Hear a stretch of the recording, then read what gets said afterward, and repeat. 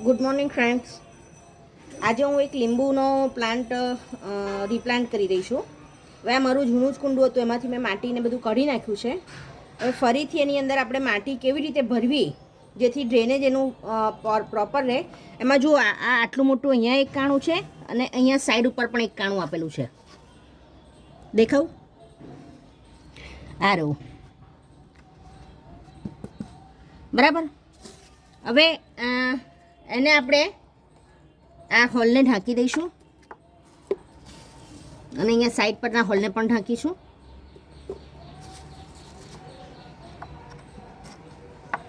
મારે આ નીચેના લેયરની અંદર મેં વર્મી કમ્પોસ્ટ અને નીમ ખલી નાખેલી છે.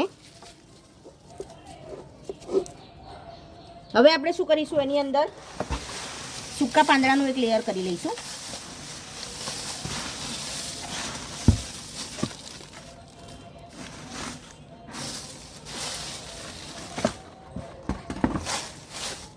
હવે આપણે લીલા પાંદડાનું એક લેયર લઈશું.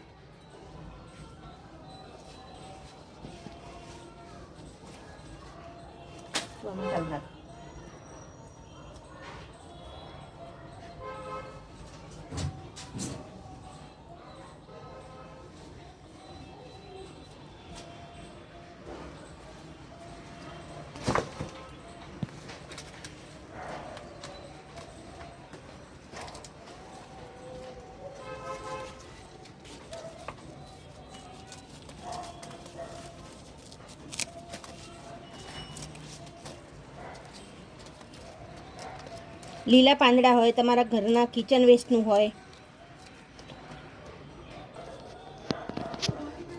લીલા પાંદડા નાખ્યા.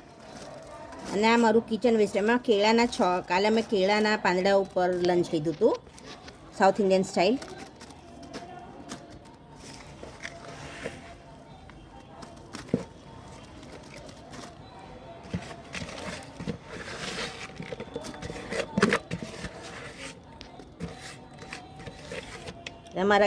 મારું કિચન વેસ્ટ છે, ડુંગળી બટાકા બધાનું છોડા છે, બધું અંદર છે. પાછું આપણે એક લેયર ફરીથી ડ્રાય પાંદડાનું નાખી દઈશું.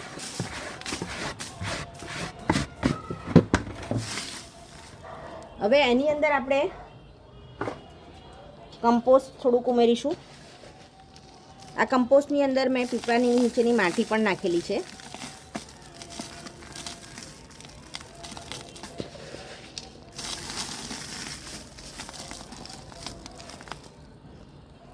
ફરીથી એક લેયર આપણે હવે ડ્રાય પાંદડાનો નાખી દઈશું. હું લઈ આવું. ફ્રેન્ડ્સ, આપણે જ્યારે આ રીતે કુંડા ભરીએ છીએ ને ત્યારે માટીનો ઉપયોગ નહિવત થઈ જાય છે, એમ ના બરાબર થઈ જાય. આ તમે જુઓ, અડધા ઉપરથી વધારે કુંડું મેં આનાથી જ ભરી દીધું છે. 1 મિનિટ, હજુ એક લેયર આપણે લીલા પાંદડાનો નાખી દઈશું.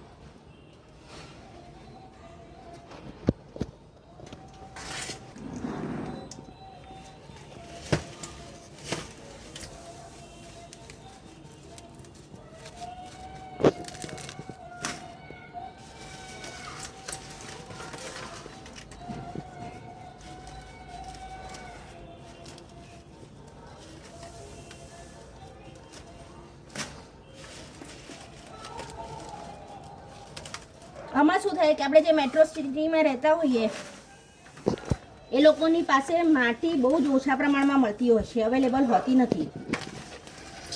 અને માટીથી ટેરેસ ઉપર વજન વધે, એટલે નેચરલી ટેરેસ પર પણ વજન વધે. તો આ એનો ઓપ્શન એક બહુ જ સરસ છે. અને જ્યારે ખરેખર પ્લાન્ટના મૂળ મોટા થઈને નીચે જાય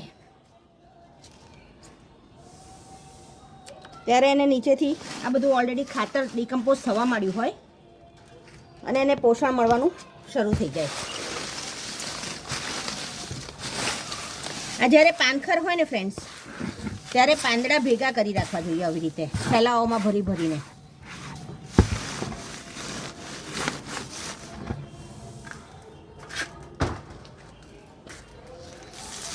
ફરીથી એક લેયર વર્મી કમ્પોઝનું કર્યું, આની ઉપર છાંટ્યું. હવે આની ઉપર બનાવેલી માટી હું નાખીશ. હવે માટી બનાવવાની હું તમને રીત બતાવું. ફ્રેન્ડ્સ, જ્યારે આપણે 12 બાય 12ની સાઇઝનું કુંડું ભરતા હોઈએ ને ત્યારે 10 કિલો આપણે માટી મિનિમમ જોઈએ. હવે હું અત્યારે તોલ્યા વગર લઉં છું, કારણ કે મને મારા ડબલાનું માપ ખબર છે.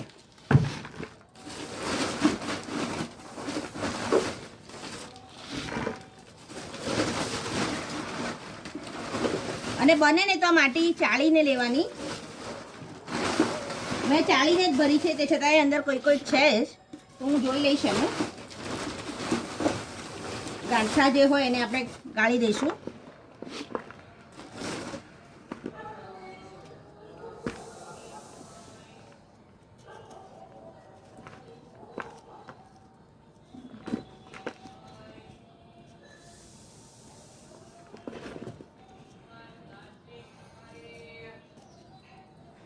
માટીનું કુંડું આમ પણ વજનવાળું હોય છે, એમાંય પાછું આપણે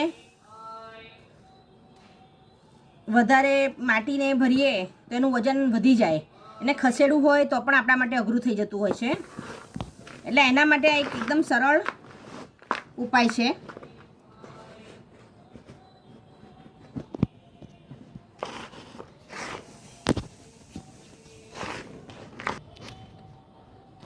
ફ્રેન્ડ્સ, આમાં નીચે આ 10 કિલો માટી લીધી, બરાબર.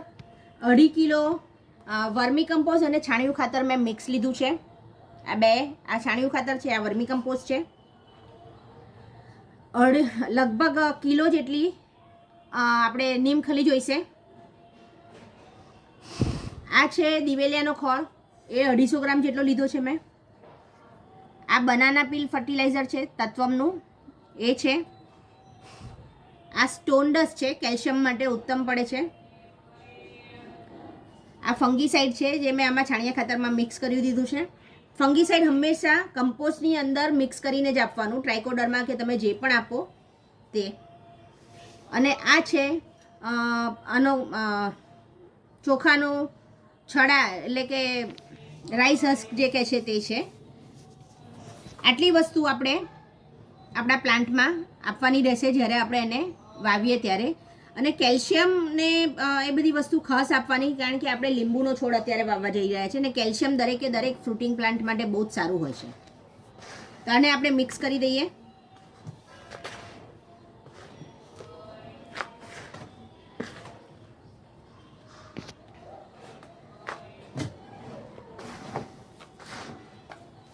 રાઈસ હસ્ક ફ્રેન્ડ્સ, માટીને ફરીથી હલકી કરવા માટે, વજન ઓછું કરવા માટે આપણે રાઈસ હસ્ક લીધું છે.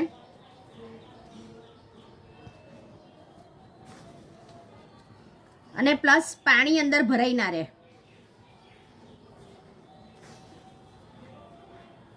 એ સળશે ત્યારે ઓટોમેટિક એ પણ ફર્ટિલાઇઝરમાં જ કન્વર્ટ થવાનું છે. એટલે જ્યારે પણ આપણે પ્લાન્ટને વાવીએ ને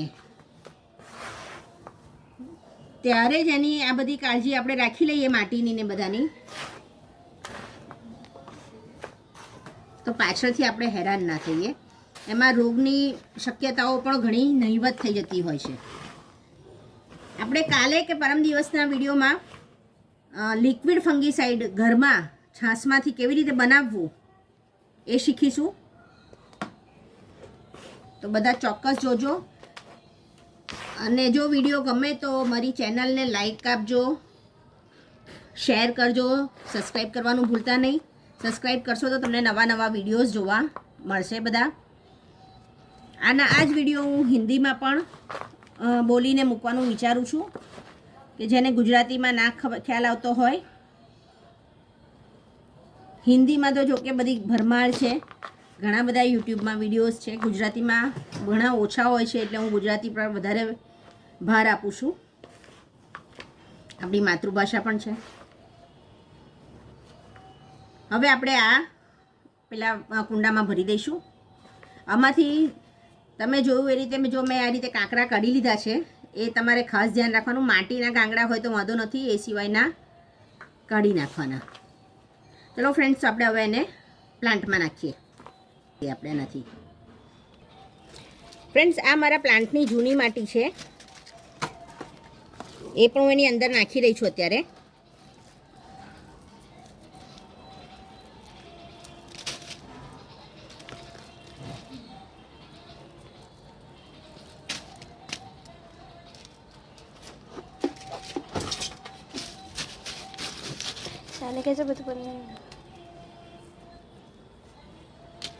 હવે આપણે જે આ માટી મિક્સર બનાવ્યું એ લગાવીએ, એની અંદર નાખીએ.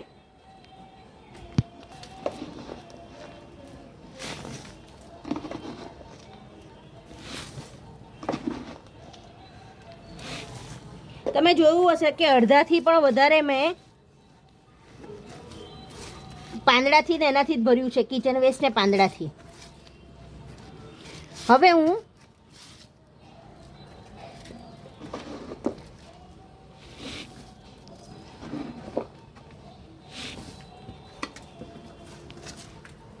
આ મારો પ્લાન્ટ છે એ મૂકીશ.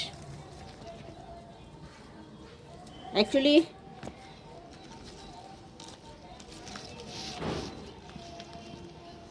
હું અત્યારે ઉપર હળદર નથી લાવી,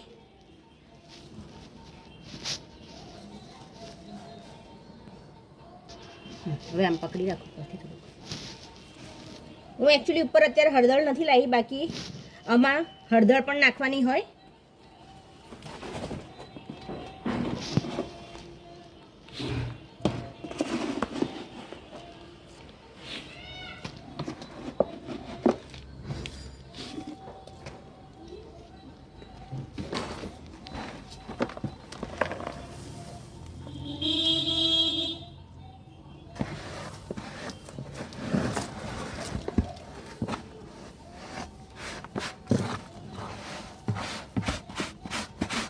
ફ્રેન્ડ્સ, હું અત્યારે એને થોડું ઊંડું ભરું છું કે વરસાદમાં એક વખત સેટ થઈ જાય પછી બીજી માટી એમાં ઉમેરી દઈશું.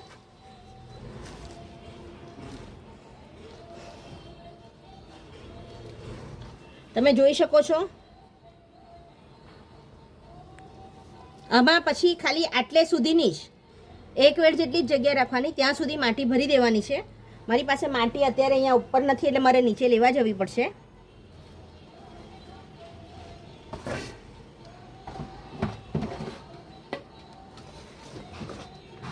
હું મારા બીજા કુંડામાંથી થોડીક માટી કાઢીને નાખી દઉં છું અત્યારે તો.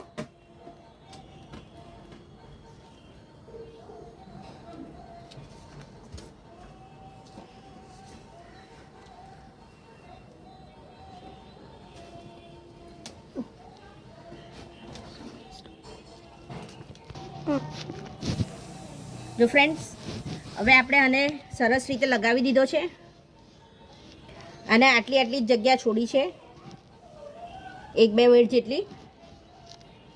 અને હવે આને આપણે ફૂલ પાણી એક વખત આપી દઈએ. આમ તો વરસાદ પડવાનો હોય છે એટલે હું બહુ પાણી નહીં આપું અત્યારે, એને થોડુંક જ પાણી આપીશ કે થોડુંક નીચે ઉતરી જાય એના મૂળ સુધી અને નીચેની માટી જે કોરી છે તે ભીની થાય. એનાથી વધારે હું નહીં આપું અત્યારે. હવે બીજી એક ખાસ વસ્તુ કહેવાની કે તમે જ્યારે આમાં આપણે સ્ટોન ડસ્ટ અવેલેબલ હોય તો સ્ટોન ડસ્ટ નાખો. અને ફિશ બોન આવે છે, પછી બોન મિલ આવે છે, એ બધી વસ્તુઓ પણ આમાં કેલ્શિયમનો બહુ જ સરસ વિકાસ એમાંથી થતો હોય છે. કેલ્શિયમ પ્લાન્ટને મળતો હોય છે અને પ્લાન્ટનો વિકાસ બહુ જ સરસ થતો હોય છે. તો એ મળે ને તો એ પણ નાખી શકાય. અને સ્ટોન ડસ્ટ તો ઘણું સારામાં સારું જ છે. જો મારા આ બધા ફ્લાવરિંગ પ્લાન્ટ છે એ બધામાં હું સ્ટોન ડસ્ટ અને રાખ નાખું જ છું થોડાક અંતરે. તે બધા પર ફ્લાવરિંગ સરસ જ આવતા હોય છે. ફ્રૂટિંગ પ્લાન્ટમાં પણ એ જ રીતનું હોય છે. હવે આપણે એને પાણી પીવડાવી દઈએ, એ પણ આપણે જોઈ લઈએ.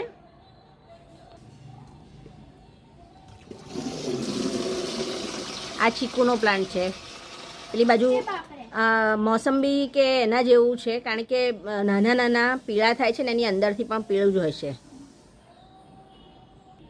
હવે આપણે આની અંદર પાણી આપી દઈએ પ્લાન્ટમાં.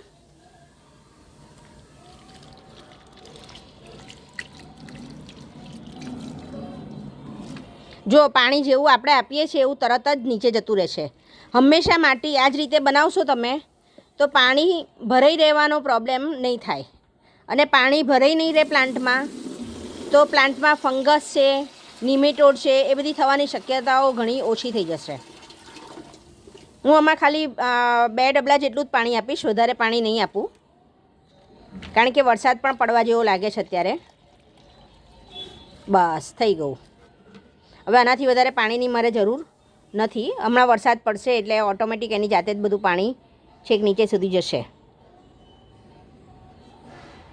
અને વચ્ચે જે આપણે માટી ભરી છે તે એકદમ કોરી છે, એટલે એ ભીની થાય એટલા પૂરતું આપણે અત્યારે આમાં પાણી આપીએ છીએ. જો પાણી ધીમે ધીમે નીચે ઉતરવા માંડ્યું છે.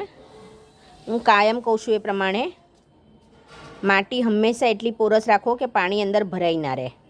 પાણી તરત જ શોષાઈ જાય, માટી શોષી લે, કાં તો નીચેથી નીકળી જાય પાણી, પણ કુંડાનો અહીં અંદર પાણી ભરાઈ ના રહે.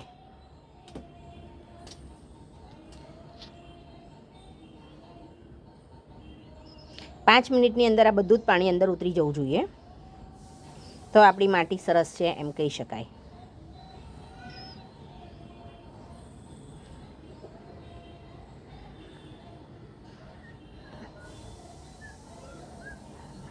તો 5 મિનિટથી ઓછા સમયની અંદર જુઓ પાણી બધું ફટાફટ ઉતરવા માંડ્યું છે.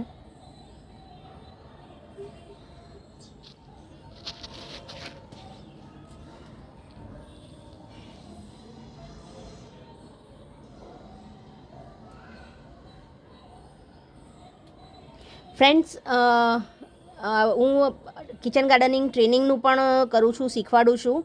કોઈને કિચન ગાર્ડનિંગને લગતી ટ્રેનિંગ જોઈતી હોય તો બીજ વાવવાથી લઈ અને પ્લાન્ટ વાવવા સુધી અને ફ્રૂટિંગ કેવી રીતે મળી શકે એ બધાનું માહિતી અને પ્રેક્ટિકલ સાથે કરાવવામાં આવશે. તો એના માટે પ્લીઝ કોન્ટેક્ટ કરજો. હું અહીં મારા મોબાઈલ નંબર પણ શો કરી રહી છું ચેનલમાં, તો એના પર પણ તમે કોન્ટેક્ટ કરી શકો છો. આ મારો ચીકુનો પ્લાન્ટ છે. આ બાજુ મેં કીધું એ પ્રમાણે સંતરા જેવો પ્લાન્ટ છે, પણ આમાં સંતરા થાય છે ઘણા નાની સાઇઝમાં, બહુ મોટા નથી થતા. આ દાડમ છે.